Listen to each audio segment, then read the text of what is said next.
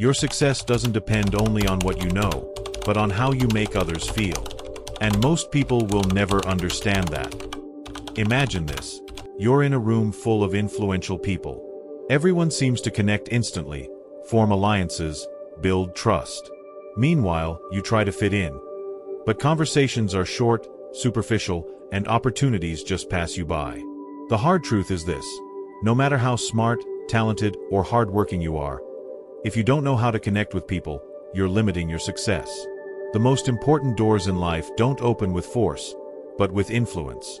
And influence isn't a gift you're born with. It's a skill you can develop.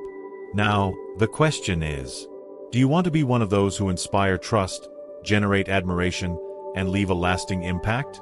Or would you rather keep being ignored, unnoticed, watching others move forward while you stay stuck? If you've made it this far, it's because you're ready to change. And this powerful knowledge will transform how you relate to others forever. Before continuing, write in the comments, "I will master the art of influence," so I know you're truly committed to improving your life. And if you haven't yet, subscribe now, because this video isn't just information. It's a transformation. Get ready, because what you're about to learn will change how you see human relationships. And with that, your destiny. Part 1. Fundamental Techniques for Dealing with Others. Chapter 1. If you want to harvest honey, don't kick the hive. In life, criticizing is easy. But have you ever made someone change with harsh criticism? The author warns us, 99% of the time, people don't see themselves as guilty, no matter how wrong they are. And when we attack them with criticism, instead of correcting their mistake, they defend and justify themselves. Think about this. If someone points out your faults directly, how do you react? Probably with rejection, annoyance, or justification. It's human nature. No one wants to feel attacked. So if criticizing doesn't work, what do? Instead of condemning, we must understand.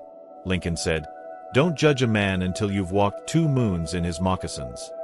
Instead of striking with criticism, try to see the world from their perspective. How to apply it? Replace criticism with questions. Instead of saying, "You're always late, you're irresponsible," say, "Is everything okay? I noticed you've been late lately. Is there something I can help with?" Remove the "but" from your phrases. If you say, "I like what you did, but," the person only hears the negative. Instead say, "I like what you did, and you could make it even better if." Make the other person feel they have control. Instead of imposing, ask, "What do you think we could do differently?" If you want to change someone, start by changing your approach. Criticism destroys egos, but understanding and empathy build bridges. Chapter 2. The Big Secret to Dealing with People. What do people really want? Money, love, success? Yes, but there's something deeper: the desire to feel important. The author makes it clear, people do more for recognition than for money. Since childhood, we seek approval. We want to be praised, valued, admired. And that doesn't change with age. Think about the times you worked hard on something and no one recognized it. How did you feel? Now, remember when someone appreciated your effort. The difference is huge. The best trick to influence others is to give sincere recognition. Not empty compliments. Not flattery. Genuine appreciation. How to apply it? Make it specific. Don't just say, "Good job." Say, "I loved how you presented that report. You made it clear and to the point." Find something good in every person. Everyone has something admirable. If you see it and mention it, you'll earn their respect. Remember their names. A person's name is the sweetest sound to their ears. Use their name and watch their attitude change. People will forget what you said, forget what you did, but never forget how you made them feel. Make them feel valued. Chapter 3. The only way to bring out the best in an argument. Arguments are traps. You can win the fight and lose the person. The author tells us, the only way to win an argument is to avoid it. What do we do when someone attacks us with an opposing view? Instead of fighting, listen. Think of a salesperson. If a client says, "Your product is too expensive," a mediocre salesperson would argue why it's not. A smart salesperson would say, "I understand. Tell me more. What are you looking for in a product like this?" When people feel their opinion is heard, they lower their guard. And once their guard is down, they're open to see things from another perspective. How to apply it? Avoid saying, "You're wrong." Instead say, "That's an interesting point. I've never seen it that way." Use the yes and technique. Instead of refuting, expand the conversation. "Yes, I understand your point, and I also think we could consider this." Ask questions instead of making statements. Instead of saying, "That doesn't make sense," ask, "How did you come to that conclusion?" Don't try to win arguments. Instead, win people. Chapter 4. A foolproof secret to win friends. If you want someone to be interested in you, you must first be interested in them. The author explains it with a simple but powerful truth. You can make more friends in 2 months by genuinely taking an interest in others than in 2 years trying to get others interested in you. Think about your daily interactions. How often do you really care about what the other person says? Or do you just wait for your turn to speak? People don't want to hear you talk about yourself. They want to feel heard, understood, and valued. The key is to shift the focus. Instead of trying to impress, make others feel impressive. How to apply it? Ask open-ended questions. Don't settle for, "How are you?" Go deeper with questions like, "What are you most passionate about in what you do?" Listen with your whole being. Don't think about what you'll say while the other person talks. Really listen, nod, show genuine interest. Find something in common. People connect with those who share their interests. If you discover common ground, the relationship naturally blossoms. If you want people to be interested in you, start by being interested in them. Chapter 5. How to make people see you as likable. Nothing opens more doors than a smile. The author sums it up with a simple phrase, "A smile costs little but is worth a lot." A genuine smile has the power to disarm coldness, break the ice, and generate instant trust. Think about this. When you see someone with a serious expression, you stay defensive. But if they smile, your attitude changes immediately. It's not just a matter of courtesy, it's a tool of influence. How to apply it? Start every interaction with a genuine smile. Not a fake smile, but one that reflects your interest in the other person. Smile when you talk on the phone. Even if the other person can't see you, they'll feel it in your tone of voice. Remember, a smile is contagious. If you use it, people around you will respond the same way. People will forget what you said, but they will never forget how you made them feel. And a smile can change everything. Chapter 6. The power of remembering names. A person's name is the most important sound in their language. The author teaches us that remembering and pronouncing someone's name correctly is the simplest and most effective way to make them feel valued. Think about it. When someone calls you by your name in a conversation, doesn't it feel different?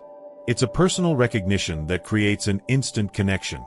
But most people forget names simply because they don't pay attention when they hear them. How to apply it? Repeat the name during the conversation. If someone introduces themselves as Carlos, instead of just saying, "Nice to meet you," respond, "Pleasure to meet you, Carlos." Associate the name with something memorable. If you meet a Laura, imagine someone named Laura you already know, or think of an image related to her name. Write it down if necessary. If you meet many people, jotting down names can help you remember them later. Calling someone by their name is a simple way to make them feel important. And people will always remember how you made them feel. Chapter 7. How to naturally gain people's trust. If you want people to trust you, you must first be trustworthy. The author teaches us that sincerity and authenticity are the foundations of any successful relationship. In a world full of people who pretend, being genuine is a social magnet. Think of someone you completely trust. They're probably not the most charismatic or the one who tells you what you want to hear. It's someone who has proven to be real, consistent, and honest. The problem is many people try to impress rather than connect. They talk too much, exaggerate their achievements, and hide their mistakes out of fear of appearing weak. But the paradox is that vulnerability, when used wisely, builds trust. How to apply it. Tell the truth, even when it's difficult. People respect honesty more than just hearing what they want to hear. Show your human side. Admitting a mistake or sharing a personal story creates empathy and makes you more approachable. Be consistent. You can't preach one thing and do another. Trust is built through actions, not words. Don't try to be perfect. Try to be real. People trust authenticity, not perfection. Chapter 8. How to make someone think like you without forcing it. Convincing isn't imposing, it's inspiring. The author reveals that the best way to win an argument is to avoid it. Instead of trying to win with arguments, the key is to make the other person reach the conclusion on their own. When someone feels attacked, their first reaction is to defend themselves. It's instinctive. But if you manage to get them to see things from another perspective without feeling forced, then change happens without resistance. How to apply it. Listen first. Before trying to change someone's opinion, understand why they think that way. Find common ground. Instead of pointing out differences, highlight what you both share. Ask questions instead of giving orders. A simple, "What if we saw it differently?" is more effective than "You're wrong." People rarely change their minds under pressure. But if you help them discover a new way to see things themselves, you'll have won without fighting. Chapter 9. The secret to changing someone's mind without causing resistance. Resistance appears when someone feels they are losing. The author teaches us that if you make someone feel important, they will be more open to hearing what you have to say. Think of a recent argument. Did you feel the other person truly wanted to understand you, or were they just waiting their turn to rebut? Now switch roles. How would you have reacted if, instead of resistance, the conversation had been more open? People don't change their minds because you tell them to. They change when they feel their ego is not threatened. How to apply it. Start by acknowledging their point of view. A simple, "I understand why you think that way," lowers their guard. Tell a story instead of giving an order. Stories allow the message to enter without resistance. Make the other person feel the idea is theirs. When someone believes the solution comes from themselves, they accept it without resistance. It's not about who is right, but about making the other person willing to listen. Chapter 10. How to make people enjoy being with you effortlessly. People don't remember what you said, but how you made them feel. The author emphasizes that people enjoy the company of those who make them feel important. We all crave recognition, appreciation, and feeling valued. If you manage to convey that, you become magnetic. Think about the people you most enjoy having around. They're not necessarily the smartest or most successful, but those who make you feel good about yourself. How to apply it. Listen attentively. Don't just hear, but truly pay attention to what the other person says. Show genuine interest. Ask about their life, interests, and achievements. Avoid talking too much about yourself. Instead of impressing, let the other person shine. If you want people to enjoy being with you, make them enjoy themselves when they are by your side. Chapter 11. The foolproof method to correct someone without offending them. No one wants to feel criticized, but everyone can accept guidance if done right. The author reveals that the secret to correcting someone without offending them is to do it with tact and empathy. If you attack, the person will defend themselves. But if you guide smartly, they will accept change without resistance. How to apply it. Start with a compliment. Before pointing out a mistake, recognize something positive. Use questions instead of statements. What do you think about this other option? Is better than, "You're wrong."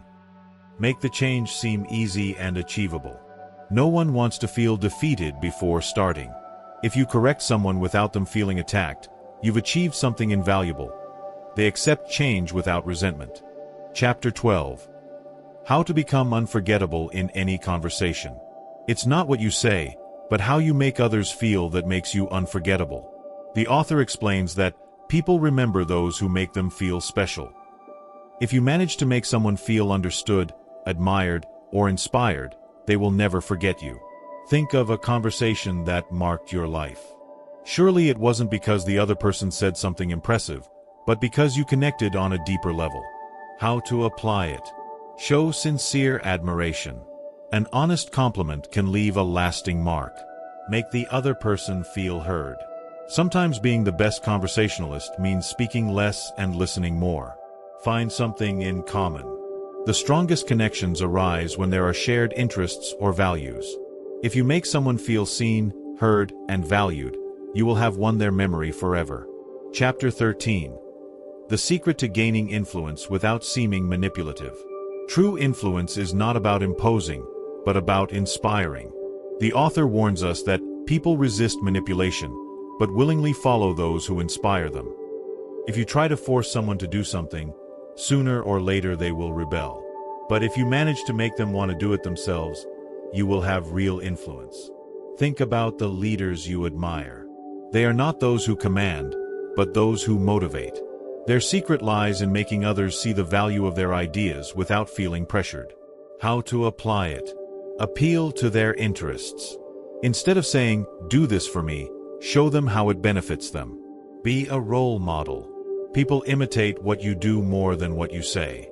Let them believe the idea is theirs. If someone feels they made the decision on their own, they are more likely to follow it.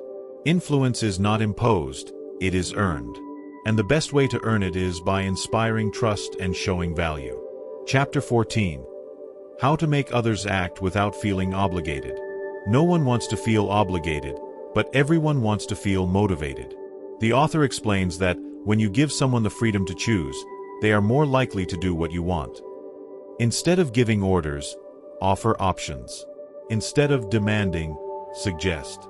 When a person feels they are making the decision themselves, they commit more strongly. How to apply it. Ask questions instead of giving orders. What do you think about trying this? Works better than, do this. Create an environment where action is the logical choice. If the benefits are clear, people will move on their own. Recognize small progress. Motivation grows when people feel they are making progress. If you get someone to act without feeling forced, you won't just get them to do it, but to do it enthusiastically. Chapter 15. The secret of great leaders to inspire others. Great leaders don't force, they ignite a spark within people. The author reveals that true leadership is not about commanding, but about making others want to follow you. If a leader inspires trust, vision, and purpose, people will follow without pressure. Think of any movement or revolution in history. They didn't start with orders, but with a powerful idea that sparked motivation in others. How to apply it. Create a greater purpose. People follow those who offer a cause, not just instructions. Be the example. Consistency between what you say and what you do is what truly inspires. Make others feel part of something big. When people feel their work matters, they commit more. If you inspire others with your vision and attitude, they will follow you by choice, not obligation. Chapter 16. The art of avoiding conflicts and reaching agreements. Conflicts are inevitable, but fights are optional. The author explains that the best way to win an argument is to avoid it. Why? Because even if you win, the other person will feel defeated and resentful. The key is not to prove who is right, but to find common ground. Think about it. When you argue with someone, do you really convince them, or do you just make them resist more? How to apply it. Listen before responding. Most people just wait their turn to talk instead of really listening. Look for common ground. Instead of focusing on differences, highlight what both can accept. Make the other person feel understood. When someone feels understood, they are more willing to understand you. People don't change their minds because of pressure, but because of understanding. Chapter 17.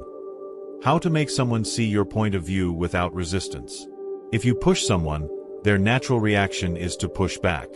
The author warns us that telling someone they are wrong only makes them defend themselves more. Instead of attacking their position, ask questions that lead them to reconsider it. For example, instead of saying, "That is wrong," try, "Have you considered this other possibility?" How to apply it.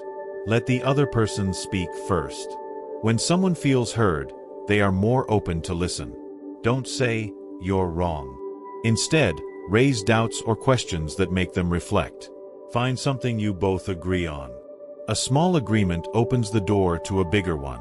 Convincing is not defeating, but guiding the other person to a new perspective without feeling attacked.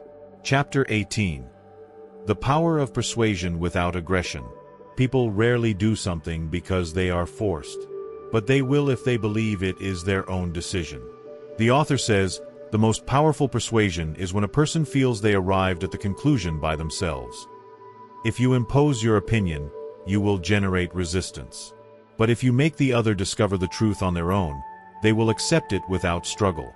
Great salespeople, negotiators, and leaders know the key is not to impose ideas, but to make people come to them on their own. How to apply it.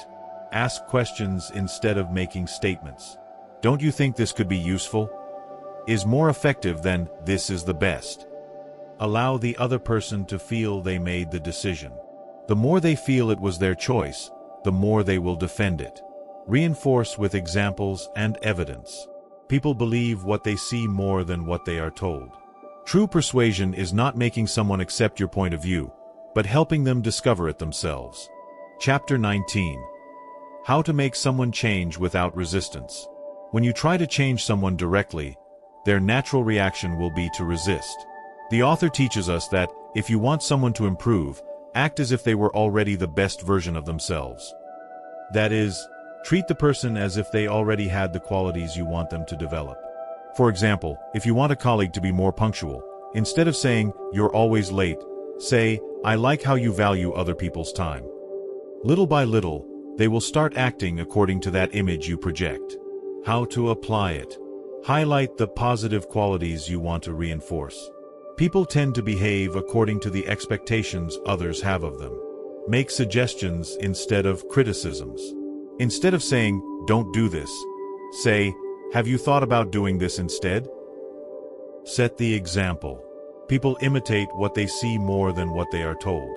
People change when they believe the transformation is their own idea. Chapter 20. Motivate without imposing or pressuring. The strongest motivation doesn't come from external pressure, but from inner desire. The author explains that people do more when they believe they are achieving something important by their own will. If you force someone to do something, they will do it reluctantly. But if you make them see the purpose behind the action, they will do it enthusiastically. Look at any great leader or entrepreneur. Their success doesn't come from orders, but from inspiring others to believe in a vision. How to apply it. Make the other person feel the idea is theirs. Ask instead of ordering, "What do you think we could do to improve this?" Associate the action with a greater purpose. If someone understands the why behind a task, they will do it with more eagerness. Celebrate progress, no matter how small. Recognition fuels natural motivation. People don't need you to tell them what to do. They need you to show them why it's worth doing. Chapter 21. The art of giving criticism without offending the other person. No one enjoys being criticized. But if you do it the right way, instead of generating resentment, you will achieve real improvement. The author emphasizes that a criticism should feel like advice, not an attack. If a person feels judged, they will shut down. But if they feel you are helping them improve, they will listen with interest. A powerful trick is to start by highlighting something positive before pointing out the area of improvement. For example, "I like how you worked on this project. I think you could do even better if you try this other technique." How to apply it. Start with something positive. People accept criticism better when they first feel valued. Make the correction indirectly. Instead of saying, "You did this wrong," say, "Have you tried this other way?" End with motivation. Finish the conversation by expressing confidence in the other person's ability to improve. Poorly given criticism destroys trust. Well-done correction strengthens growth. Chapter 22. Make the mistake seem easy to fix. If you want someone to improve, make them feel that change is simple. Many people freeze at the idea of fixing their mistakes because they believe change will be hard or painful. But the author reveals a powerful technique, making correction seem easy. Thomas Edison had hundreds of employees under his direction. When someone made a mistake, instead of reprimanding them, he said, "It's a small adjustment, you'll fix it in minutes." In this way, instead of feeling overwhelmed, his employees felt motivated to improve. People progress faster when they feel success is within reach. This principle applies to any area of life. If you tell someone correcting their mistake will be difficult, you will demotivate them. But if you make them see they are just one small step away from doing it right, they will feel motivated to try. If your child struggles with a subject at school, instead of saying, "This is complicated, but you have to try harder," say, "Look, you already understand half of the topic. With a little more practice, you will master it completely." This transforms the perception of difficulty into an accessible opportunity. When you correct someone, make them feel the problem is small and manageable. This will remove resistance and push them to improve without fear. Part 2. 6 Ways to Win People Over. Chapter 1. Genuine Interest in Others.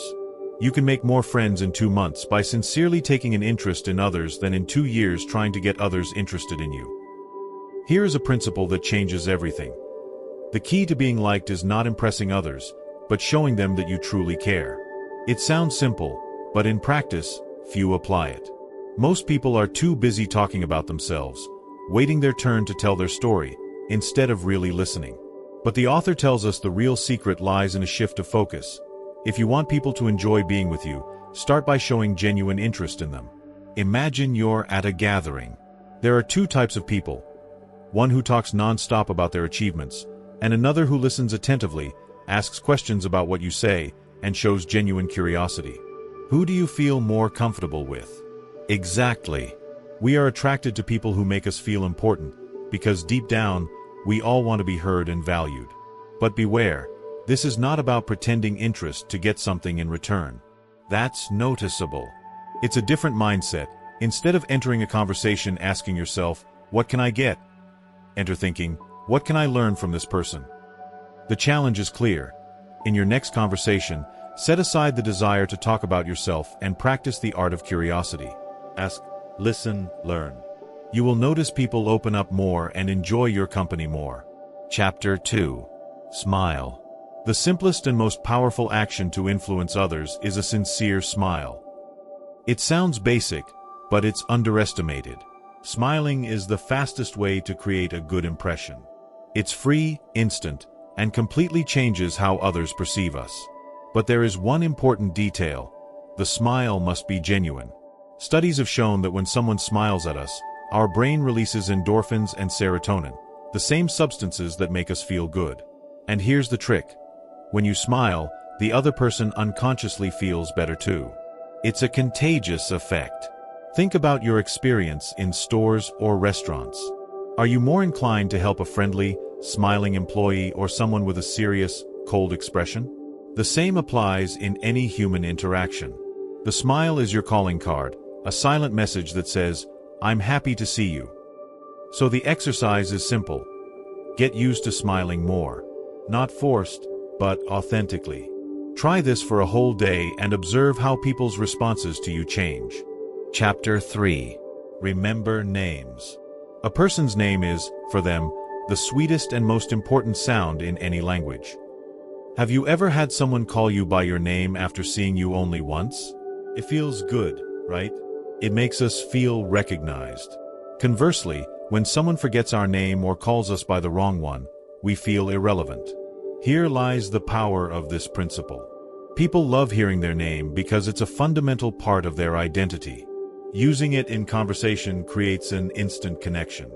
However, most people forget names easily. But this is not a memory problem, it's an attention problem. A successful businessman was known for remembering the names of hundreds of people. His secret? Every time he met someone, he repeated their name several times in conversation and immediately wrote it down afterward. He made it a habit, not an effort. The challenge here is this. Next time you meet someone, make a conscious effort to remember their name. Repeat it in conversation. "Nice to meet you, Carlos. Tell me more about that, Carlos." And if possible, write it down on your phone afterward. You will notice how people perceive you differently. Chapter 4. Be a good listener and encourage others to talk about themselves. If you want to be interesting, be interested. Encourage others to talk about themselves and listen attentively. This principle is pure gold. Why? Because most people love talking about themselves. But here's the trick. It's not just about listening, but showing that you really care about what the other person is saying. The key is asking questions that let the other express themselves and feel valued. Many people enter a conversation intending to impress, to talk about their achievements, to show they know more. But the reality is people don't remember what you said, but how you made them feel. And one of the most powerful ways to make someone feel important is by genuinely listening. A successful sales executive shared his secret. Instead of talking about his product, he asked about the client's life. He was interested in their challenges, their motivations. In the end, without aggressive selling, the client felt they wanted to do business with him because they felt understood. So here's the challenge. In your next conversation, instead of thinking about what you will say, focus on asking questions and listening actively. Watch how the dynamic changes and how people feel more connected with you. Chapter 5. Speak in terms of the other person's interests. The best way to persuade someone is to talk to them in terms of what they want and show them how to get it. This is a persuasion principle that transforms relationships. Most people try to convince others from their own point of view, without stopping to think about what really motivates the other person. But true influence arises when you align your message with the other person's interests. People don't do things just because you ask. They do them because they see a benefit. So instead of imposing your ideas, learn to present your point in a way that resonates with what the other person already wants. A father wanted his son to stop spending so much time on video games and read more. Instead of imposing it as a rule, he said, "You know, many of the video game creators you admire learn to program by reading books about technology. Would you like to learn more about that?"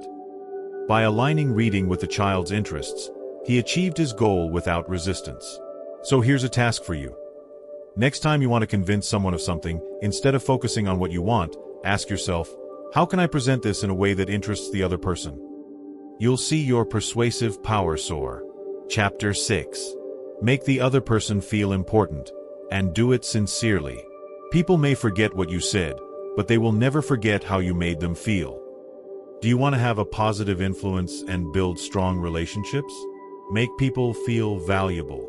Not with empty flattery, but with genuine recognition. Every human being has a deep desire to be appreciated, and when someone satisfies that need, an immediate connection is created. But there is a key difference between flattery and sincere recognition. Flattery is superficial and manipulative. Genuine recognition is authentic and based on truth. A business leader had a habit. Every week, he took time to write a personalized thank you note to a different employee. They were not generic phrases, but specific messages about what he valued in that person. Over time, this practice transformed the company culture, because every employee felt seen and appreciated. So here's a challenge. Identify someone in your life who deserves recognition. It could be a colleague, a friend, or a family member. Take a moment to tell them something you truly appreciate about them. Don't wait for a special reason. Just do it and watch the impact. Chapter 7. The best way to win an argument is to avoid it. You can't win an argument. If you win, the other person will feel defeated. If you lose, you've lost anyway. The best is to avoid the argument and find common ground. Arguments rarely end with someone changing their mind. Instead of convincing with arguments, it is much more powerful to find common points and build on them. When you enter an argument intending to win, what actually happens is the other person gets defensive. They cling even more to their point of view. But if instead of attacking their position, you listen, validate their perspective, and find a connection, you can change their attitude. A manager had a conflict with an employee who insisted on doing things their way. Instead of saying, "You're wrong," he asked, "Why do you think your method is better?" and let him explain. After listening, he said, "I see you really care about efficiency. That's exactly what we want here. Maybe we could combine your approach with some tweaks to make it even better. Would you like to try it?" Instead of imposing his authority, he created a bridge. So here's a challenge. Next time you feel the need to argue or prove you're right, stop. Instead, listen carefully, ask questions, and look for common ground. You'll be surprised how the dynamic changes. Chapter 8. Show respect for the other person's opinions and never say, "You're wrong." If you want someone to see things from your point of view, never start by telling them they're wrong. Telling someone they're wrong is a sure way to trigger their defense mechanism. It's natural for people to cling to their beliefs, even when presented with evidence against them. Instead of attacking their position, make them come to the conclusion themselves. When you directly correct someone, their ego feels threatened. But if instead you raise a doubt or possibility, you open a door for the person to reconsider their stance. A history teacher noticed a student had a mistaken idea about a historical fact. Instead of saying, "That's incorrect," he asked, "Interesting, how did you come to that conclusion?" And then added, "Some sources suggest something different. What do you think about this?" By giving the student a chance to analyze the information himself, the student adjusted his view without resistance. So here's a strategy. Next time someone says something you disagree with, instead of correcting immediately, ask questions. Invite them to explore other perspectives and let them arrive at the conclusion on their own. Chapter 9. If you're wrong, admit it quickly and emphatically. Nothing disarms an opponent more than admitting immediately when you're wrong. Most people avoid admitting mistakes because they fear appearing weak. But in reality, accepting a mistake quickly and sincerely shows maturity and strengthens your credibility. When you're wrong and acknowledge it honestly, people not only respect you more, but often even defend you. Instead of trying to justify yourself, try the power of acceptance. A businessman made a bad decision that cost his team money. Instead of blaming others or minimizing the problem, he said in a meeting, "I made a mistake. I should have handled it differently. I learned from this and will do what's necessary to fix it." His team, instead of losing trust in him, admired him more because he showed responsibility. So here's a challenge. If at any time you realize you made a mistake, instead of defending or justifying yourself, admit it confidently. You'll see how others' perception of you changes. Chapter 10. The magic of a smile. The expression on our face is much more important than the clothes we wear. A sincere smile can tear down walls and open hearts. Think about this. A smile can be the difference between an opportunity and a rejection.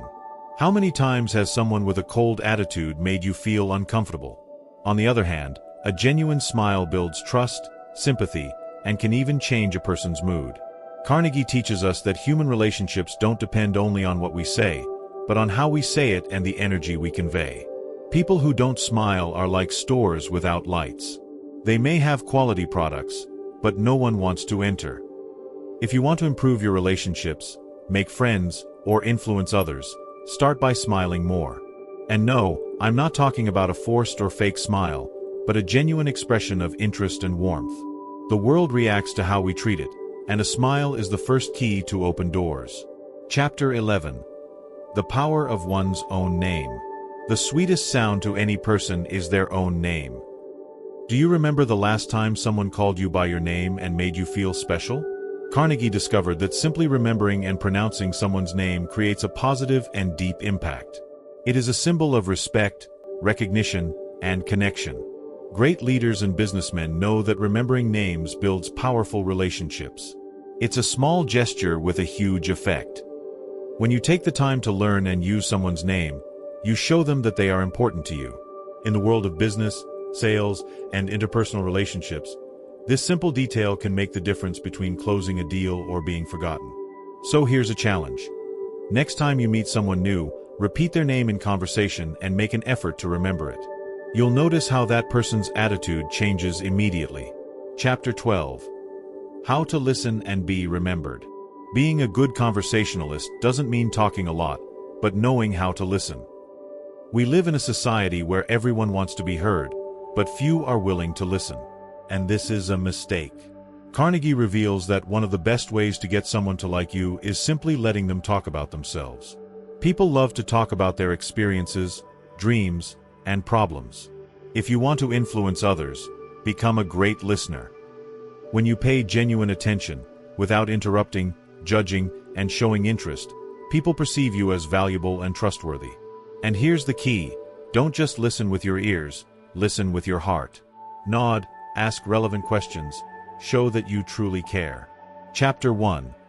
Genuine recognition transforms lives. People long to be valued. It's a basic human need.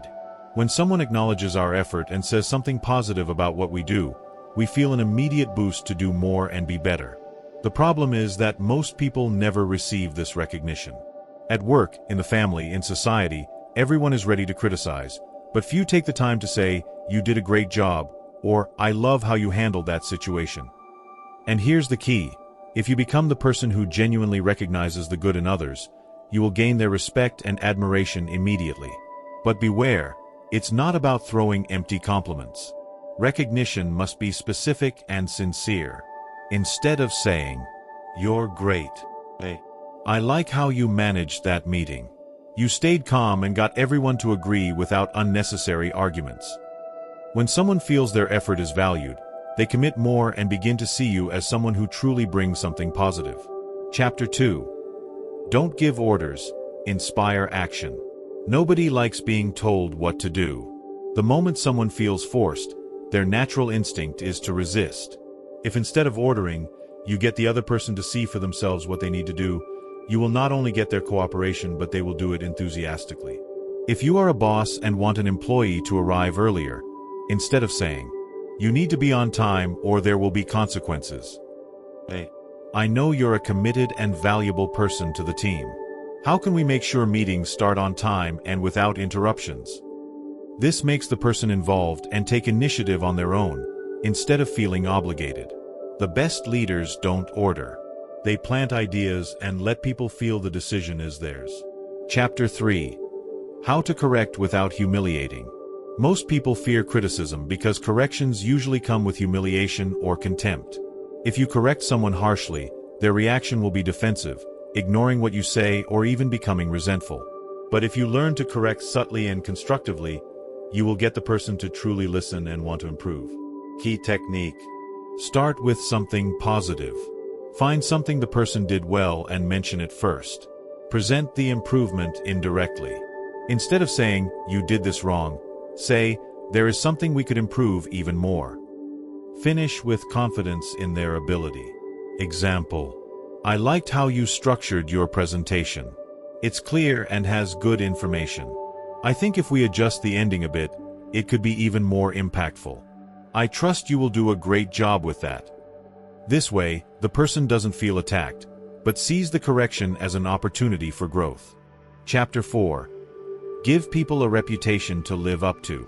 If you want someone to act a certain way, start by treating them as if they already were that person. Imagine you have an employee who is constantly late and not committed to their work. If you call them and say, "You're always late, you never take your work seriously," what you're doing is reinforcing that behavior.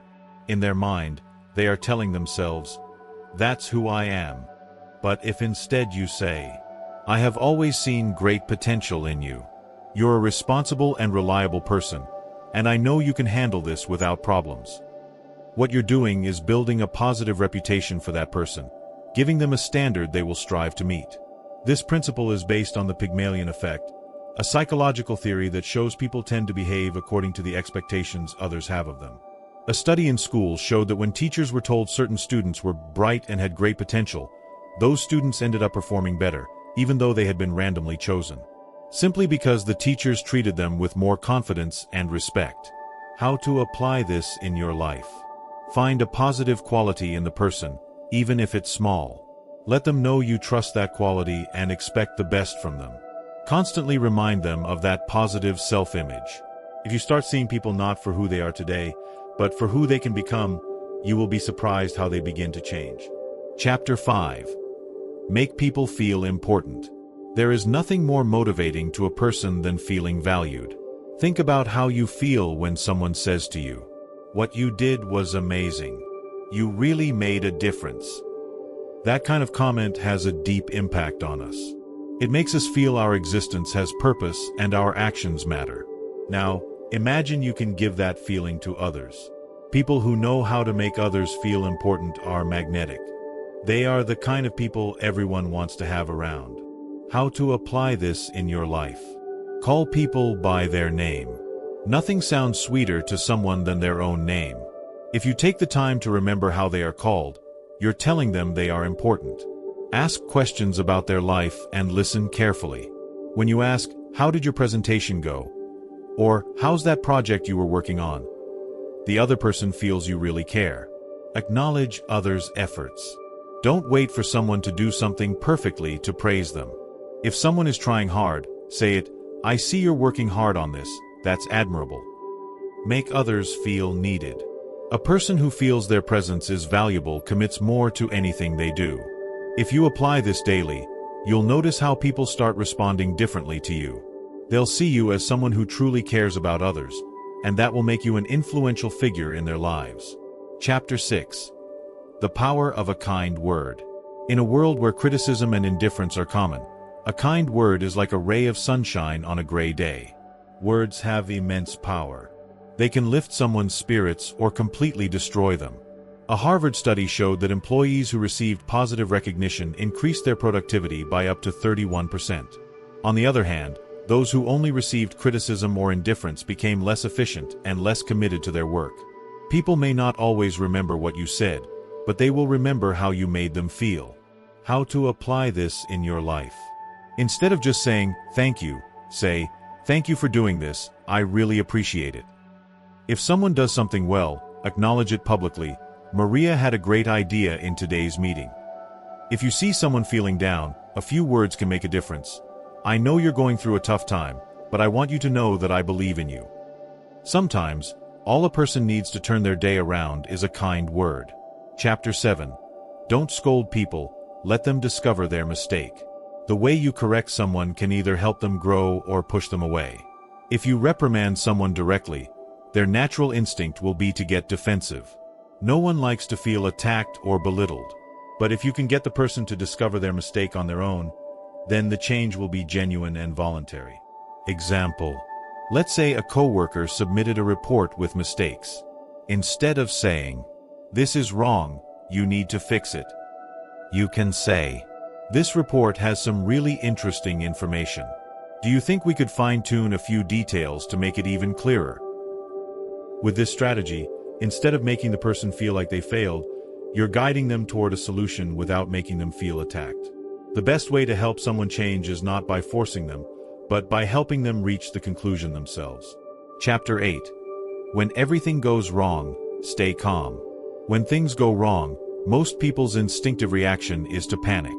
Anxiety takes over, their thoughts become chaotic, and they start making impulsive mistakes. But people who truly influence others have one quality that sets them apart. They stay calm even in the toughest moments. Think about the leaders you admire. What do they have in common? They all seem to have complete control over their emotions during crises. While others lose their heads, they think clearly and find solutions. During World War II, Winston Churchill faced crisis after crisis. London was constantly bombed, morale was low, and many believed the war was lost. But Churchill never showed despair. His speeches were firm, conveyed confidence, and made people believe in victory. That attitude changed the fate of his nation. Now apply this to your life. How do you react to problems? When something doesn't go as expected, do you panic? Or do you keep a cool head and calmly analyze the situation? How to develop this quality? Change your perception of the problem. Don't see it as a catastrophe, but as a challenge you can overcome. Breathe deeply before reacting. Pause for a few seconds, inhale deeply, and think before you speak or act. Ask yourself, what's the best way to handle this? Focus your mind on finding solutions, not complaining. Remember that crises are temporary. What seems like a big problem today probably won't matter a year from now. People who know how to stay calm during difficult times become natural leaders. Others trust them because they radiate confidence and stability. Want to be an influential person? Start by controlling your emotions when chaos hits. Chapter 9. Build trust through consistency. If there's one thing that destroys a person's influence, it's inconsistency. We've all met someone who says one thing and does another, promises something and doesn't keep it, talks about certain values, but their actions say otherwise. The result is that no one trusts them. Imagine a friend who's always late when you agree to meet. Every time they say, "I swear I'll be on time this time," but again and again, they fail. Eventually, you stop believing their word. Their promises become meaningless because their behavior is inconsistent. The same happens in every area of life. A leader who doesn't keep commitments loses the respect of their team. A parent who says one thing and does another loses authority with their children. An unreliable friend stops being taken seriously. How to apply this principle in your life? Do what you say you'll do. Don't promise things you can't deliver.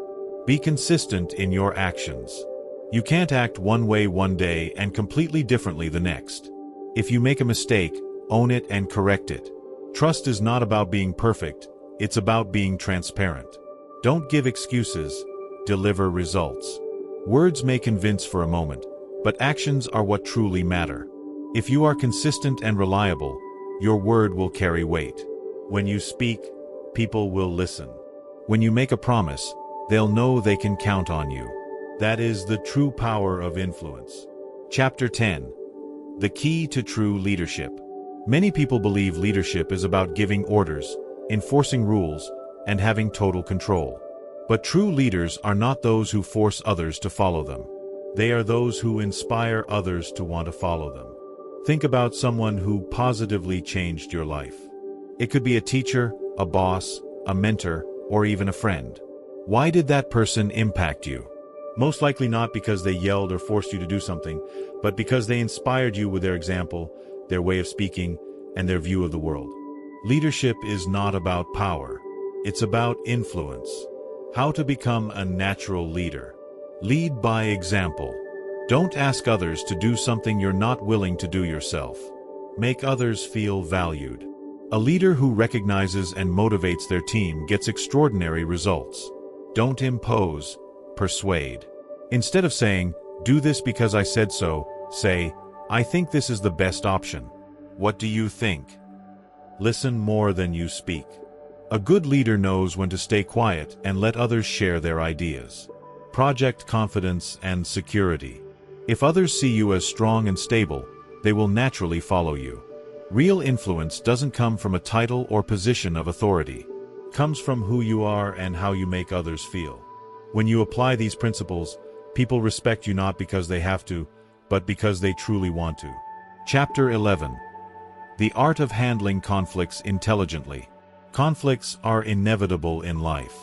No matter how charismatic you are, there will always be moments when you clash with someone. But here's the secret. The most influential people don't avoid conflict. They handle it with intelligence. When a problem arises, most people react impulsively, which only makes the situation worse. They raise their voices, respond aggressively, or even cut ties. Great leaders, on the other hand, do something completely different. They listen first, understand the other person's perspective, and then seek a solution that benefits both sides. Think of a hostage negotiator. Their job is not to enter shouting and making threats, but to calm the situation, understand the captor, and find a peaceful solution. Now apply this to your life. When you argue with a friend, are you trying to win the argument or solve the problem? If you disagree with a colleague, are you trying to impose your view or find common ground? How to handle conflicts with intelligence. Listen before you speak. Most people don't listen to understand, they listen to reply. Do the opposite. Don't attack, seek solutions. Instead of saying, "You always mess this up," say, "How can we do this better?" Control your emotions. Responding with anger only makes things worse. Stay calm and objective. Focus on the future, not the past. Don't get stuck in what already happened. Look for ways to improve the situation from now on. Handling conflicts this way will make you someone respected and admired, because people will trust that you can face problems without losing your cool. Chapter 12. The Power of Making Others Feel Important. People want to feel valued. Deep down, every human being has a strong need to be recognized, appreciated, and acknowledged. If you want to influence others, make them feel important. This doesn't mean you should give false flattery or say things you don't mean. It's about genuinely recognizing the value in others and expressing it. Dale Carnegie tells the story of an employee who was completely unmotivated at work. One day, his boss told him something simple but powerful. You are one of the most important parts of this team. Your work makes a difference. That simple sentence completely changed the employee's attitude. He stopped seeing his job as an obligation and started seeing it as a valuable contribution. How to apply this in your life? Give genuine compliments. Don't say things just to say them. Recognize the good in others. Appreciate people's efforts. A simple "thank you for what you did" can make a big difference. Call people by their name. Nothing makes someone feel more important than hearing their name with respect. Acknowledge others' achievements. If someone did something well, tell them. Don't take their effort for granted. When you make people feel valued, you earn their loyalty and respect. They will be drawn to you because they feel good about themselves when they're with you. Chapter 13. The secret to motivating anyone.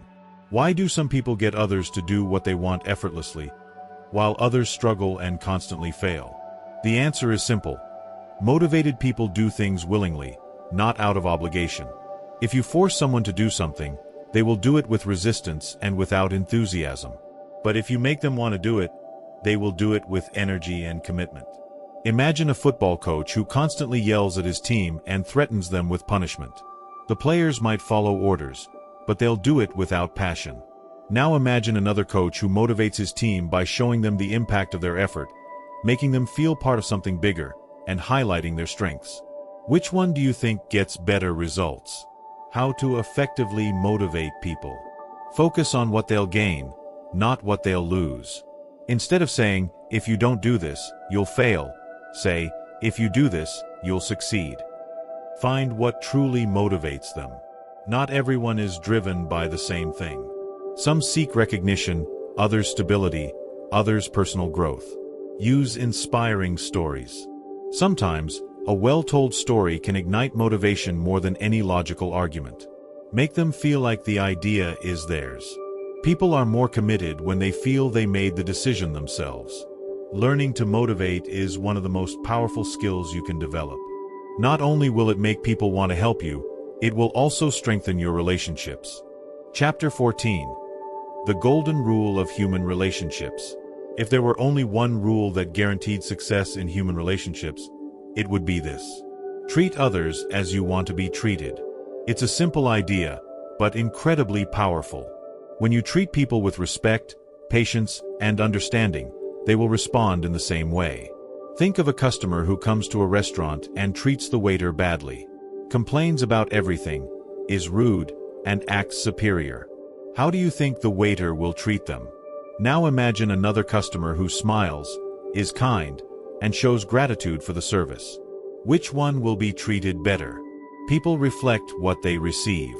If you give hostility, you'll get hostility. If you give respect, you'll get respect. How to apply this rule in your life? Be kind even when you don't have to. Courtesy opens doors that rudeness closes. Pay attention to how you speak to others. Your tone of voice and choice of words make a big difference. Don't wait for others to change first. If you want to improve a relationship, start by improving your attitude. Always ask yourself, if I were in their place, how would I like to be treated? The key to good relationships isn't manipulation or control. It's simply giving what you'd like to receive. When you treat others with empathy and respect, they are automatically drawn to you. Chapter 15. The Secret to True Human Connection. There's a big difference between simply talking to someone and truly connecting with them. Charismatic people aren't the ones who talk the most. They're the ones who make others feel understood, valued, and important. Think of someone you love talking to. It's probably not because they have the most impressive stories or talk non-stop. It's because when you talk to them, you feel truly heard. How to connect with others on a deeper level. Ask open-ended questions. Instead of, "Did you have a good day?" ask, "What was the best part of your day?" Listen with intention. Don't just wait for your turn to talk. Pay genuine attention. Reflect what the other person says. A simple, "That sounds amazing," or "I understand how you feel," can strengthen the connection. Show vulnerability. Don't be afraid to share your thoughts or personal experiences. That builds trust. When you learn to connect with people on a deeper level, you build relationships that go beyond the superficial and truly make a difference in your life. Chapter 16. The power of making others feel in control. No one likes to be forced into doing something. If people feel like you're pressuring or manipulating them, they'll automatically resist. But if you make them feel like they're in control, they'll be more willing to follow your lead. Imagine trying to convince someone to change their mind. If you say, "You have to do it because I say it's the best option," they'll likely get defensive. But if you say, "What do you think would happen if you tried this for a while?" you give them the sense that the decision is still theirs. How to make others feel in control. Ask questions instead of giving orders. How would you like to approach this problem? Works better than, "You have to do it this way." Give people options. We can do A or B. Which one do you prefer? Make the idea seem like it's theirs. If someone believes they made the decision themselves, they'll be more committed. Don't impose your view right away. Sometimes, letting someone come to their own conclusion is more effective than trying to push yours. When people feel in control, they'll be more open to cooperating with you. Chapter 17. Mastering the art of influencing without manipulating. Many people confuse influence with manipulation. But there's a big difference. Manipulation seeks self-benefit at any cost. Influence seeks mutual benefit. If you want to be a truly influential person, you need to focus on genuinely adding value to others. A leader who only wants to control and exploit their team might get short-term results, but eventually, they'll lose credibility. On the other hand, a leader who helps their team grow and succeed will create loyal followers who respect and admire them. How to influence ethically and effectively. Focus on helping first. Ask yourself, how can I add value to this person? Earn trust through consistency. If you say one thing and do another, you'll lose credibility. Be transparent with your intentions. Don't try to deceive or hide information. Make others feel the decision is theirs. Instead of imposing, guide them to the best choice. When you use influence ethically, you build strong relationships that open doors in every area of your life. Chapter 18. The legacy you'll leave on others. In the end, it doesn't matter how much money you earned, how many achievements you collected, or how many titles you had. The only thing that really remains is the impact you left on the people around you. Think of someone who had a positive impact on your life. Maybe it was a teacher, a friend, a mentor. What they gave you wasn't material. It was a way of thinking, a lesson, or an inspiration. How to leave a positive legacy in others. Be an example. It's not enough to talk. You must show it with your actions. Invest in people. A piece of advice, a word of encouragement, or a supportive gesture can change someone's life. Be someone others remember with gratitude. Ask yourself, how do I want to be remembered? Think long-term. Don't just aim for immediate results. What you plant today will bear fruit in the future. When you understand that life isn't just about you, but about how you influence others, you start living with a greater purpose. And at the end of the road, that's what truly matters.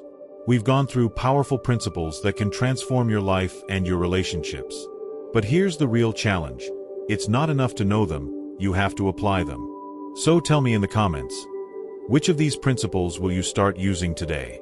And remember, change begins with you. Part 4. Be a leader without imposing yourself. At this point, we've learned how to connect with people, how to influence without manipulation, and how to build relationships that help us grow. But now comes an even bigger challenge. How to be a leader who inspires others without using fear or force. This is where many fail. They think leading means giving orders, controlling, and demanding. But the truth is, great leaders get people to want to follow them. And in this part of the book, we'll discover how to do just that. Chapter 1.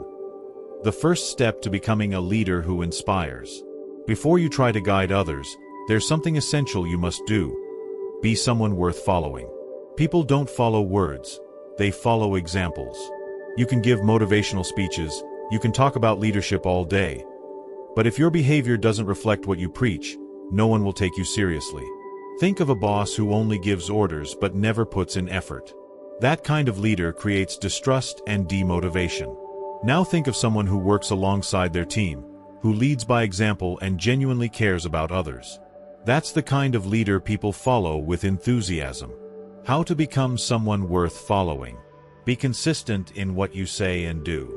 Don't promise what you don't intend to keep. Show commitment to what you preach. If you talk about discipline, then be disciplined. Don't try to impose authority. Earn respect instead. Respect is earned through actions, not titles. Listen to others and learn from them. A good leader doesn't think they know everything. When you become someone worth following, people listen to you not because they have to, but because they truly want to. Chapter 2. The key to making others take your idea as their own. One of the biggest mistakes when trying to lead is wanting to impose our ideas without making the other person feel they are theirs. But if you make someone feel the decision was theirs, they'll commit to it much more. Imagine a manager who wants their team to implement a new work method. If they simply say, "From now on, everyone must do this," chances are it will create resistance. But if instead they ask questions like, "How do you think we could improve this process? What method do you think would work best?" And they guide the conversation until the team reaches the same conclusion they had in mind. The team will feel the idea was theirs and adopt it more enthusiastically. How to get others to adopt your ideas naturally. Ask questions instead of giving orders. Guide the conversation toward the solution you seek. Let the person discover the value of the idea on their own. Give others credit for the solution. When people feel the idea is theirs, they defend it and act on it with greater commitment. Chapter 3. The art of correcting without making others feel attacked. Nobody likes being criticized. When someone feels attacked, their natural reaction is to get defensive. But in life and leadership, you often need to correct people. So how do you do it without generating resentment or resistance? A parent who yells at their child, "You always leave your room a mess. You're so messy." What does the child feel?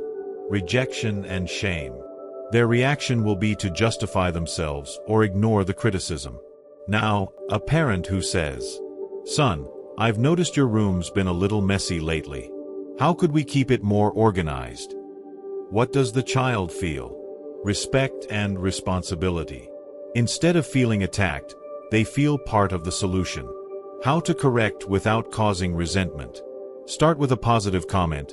"I know you're usually organized, but..." Do it indirectly. Instead of, "You messed up," say, "Maybe we could improve this." Allow the other person to save face. Let them correct themselves without feeling humiliated. Make the correction seem like a suggestion, not an attack. When you correct this way, people accept the change without feeling offended. Chapter 4. Make others feel their own worth. One of the deepest human needs is to feel valued and appreciated. If you learn to make the people around you feel their own worth, they'll see you as someone inspiring and want to be around you. Think of someone who made you feel important in your life. Maybe a teacher who believed in you when no one else did. Or a boss who acknowledged your effort at a key moment. Those people left a mark on you because they made you feel valuable. How to make others feel valued. Give sincere recognition. Don't wait for a special occasion to do it. Make them feel their work matters. When someone knows their contribution counts, they get more motivated. Listen to their ideas and opinions with genuine interest. Help others feel they have a purpose. When you make others feel they matter, you become someone who inspires. Chapter 5. How to motivate others without using authority. The most common leadership mistake is believing that people work better under pressure. Many bosses, parents, and leaders use threats, punishments, or fear as tools of motivation. But true motivation doesn't come from fear, it comes from desire. People don't change because someone commands them to. They change because they find a powerful reason to do so. Imagine a coach who constantly yells at their team, criticizing every mistake. They may get obedience, but not inspiration. Now imagine a coach who, instead of yelling, awakens a sense of purpose in the team. Imagine the satisfaction of winning this tournament. Visualize the moment you lift the trophy. Don't do it for me, do it for yourselves. This kind of motivation is much more powerful because it awakens internal emotion. How to motivate without imposing authority. Focus on the why instead of the what. Explain why something matters instead of just giving commands. Make people feel part of something greater. A clear purpose keeps motivation high. Use positive reinforcement instead of fear. Recognition and trust are more powerful than punishment. Listen and understand what really motivates each person. Not everyone is driven by the same thing. When you make people feel a genuine desire to act, you get extraordinary results without needing to impose authority. Chapter 6. A leader's most important skill: listening. Most people listen to reply, not to understand. But what sets a great leader apart from an average person is their ability to listen with genuine attention. Listening is not just hearing words. It's capturing emotions, understanding the other person's perspective, and making them feel truly valued. Imagine a manager in a company. An employee comes to them with a problem, but the manager, instead of really listening, is checking their phone and only replies with, "Aha, I get it," without actually paying attention. The employee feels ignored, demotivated, and stops trusting their boss. Now imagine that same manager puts the phone aside, looks the employee in the eye and says, "Tell me more about that. I want to fully understand what's happening." Suddenly, the employee feels that their problem matters. That is leadership based on listening. How to develop powerful listening. Give full attention. Avoid distractions when someone speaks to you. Ask follow-up questions. Why do you think that? What would you do in my place? Avoid interrupting or jumping in with immediate solutions. Sometimes people just need to be heard. Repeat back what you understood. So what you're telling me is that. When people feel you truly listen to them, they respect and trust you more. Chapter 7. How to make others change without resistance.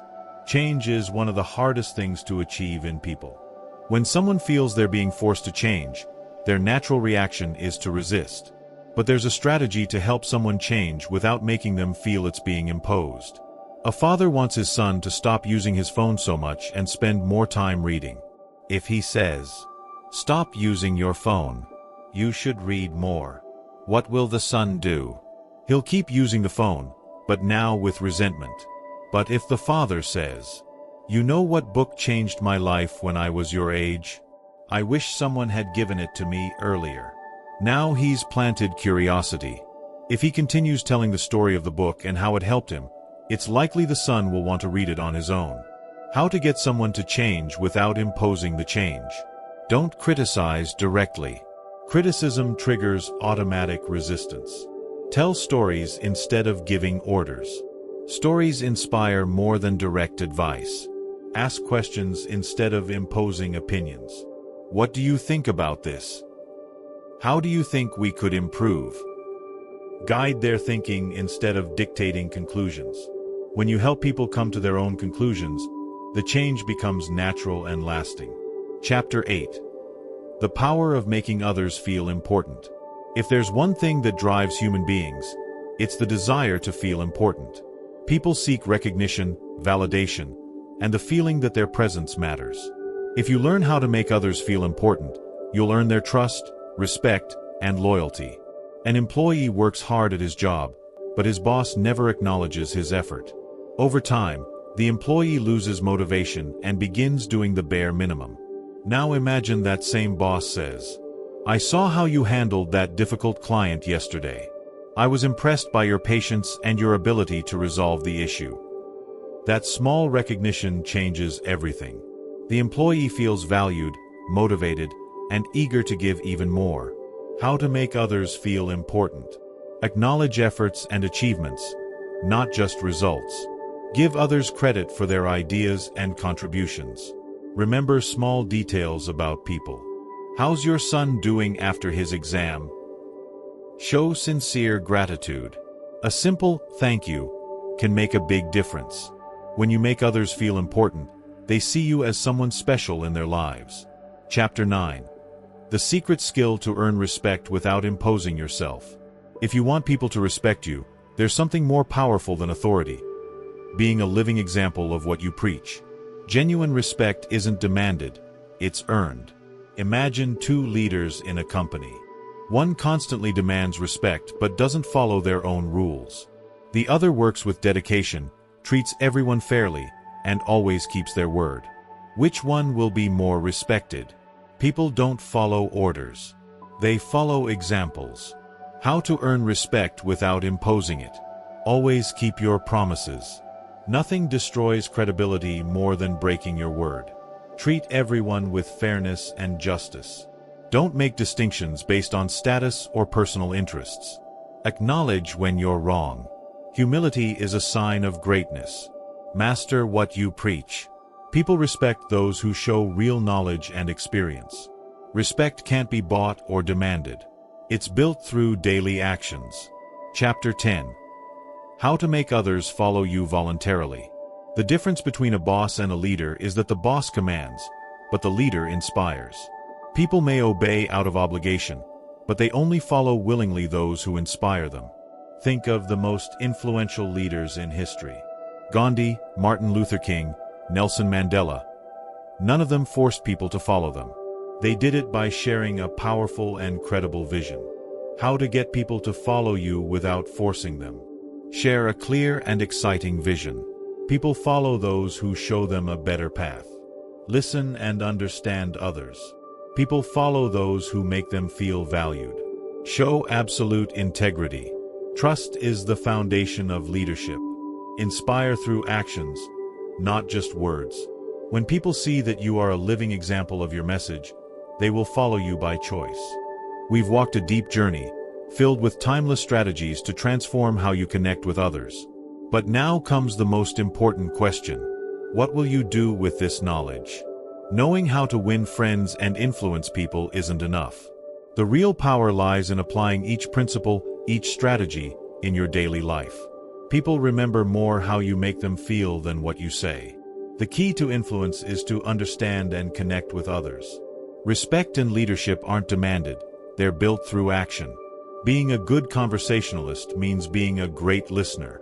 Criticism crushes the ego. Sincere praise lifts it. But there's something more. A final challenge for you. Today, choose just one strategy from this book and put it into practice. Just one.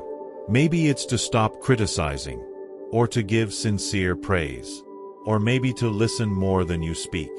Whatever you choose, apply it. And watch your world change. The relationships you build will determine the opportunities you get. Your success, your happiness, and your legacy depend on how you connect with others. So do it. Start today. And if you've made it this far, I want to know. Comment, "I will master the art of influence" below, and tell me which principle you'll apply first. See you in the next video. Subscribe so we can keep growing together.